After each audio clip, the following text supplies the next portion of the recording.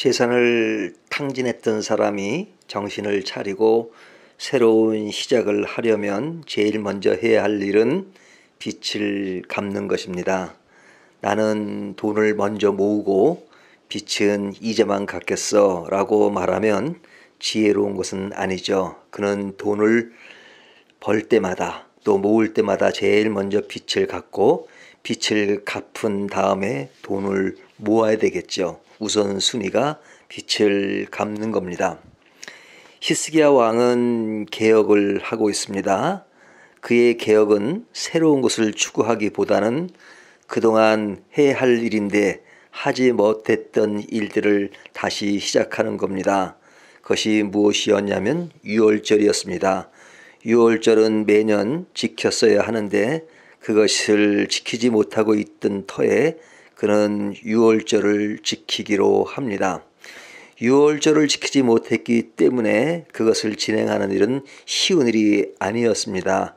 왜냐하면 그것을 하지 않았기 때문에 모든 것은 아니더라도 중단되었고 또 인적 자원 이 모든 것이 부족한 부분이 있죠.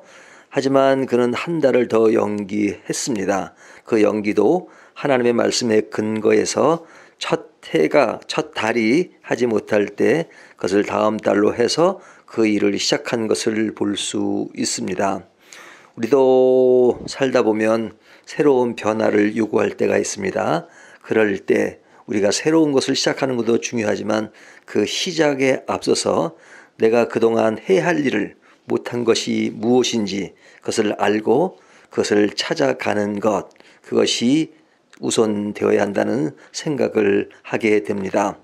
둘째는 그는 유월절을 지키는 것에 유다뿐만 아니라 이스라엘 사람들에게 예루살렘에 와서 그 절기에 참여할 수 있도록 기회를 주었습니다.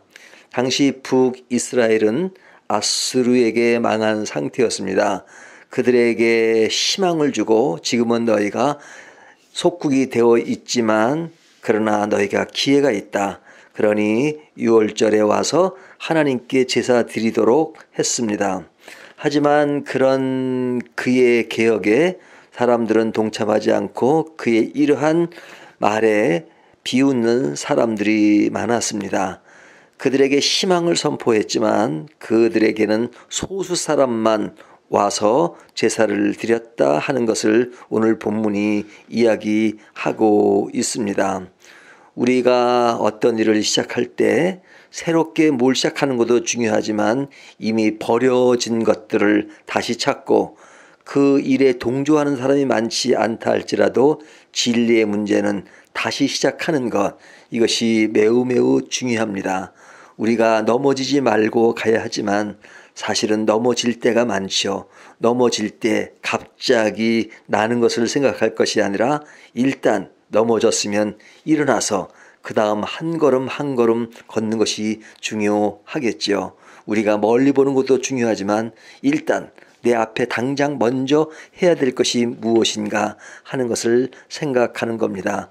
우리가 갑자기 세네 발짝 가는 것이 아니라 반발자국 한 발자국 가다 보면 우리가 목적지에 도달하는 것처럼 우리의 인생의 시작은 늘 한 걸음부터 시작한다는 그 자세를 갖는 것, 이것이 오늘 본문이 주는 교훈의 말씀입니다.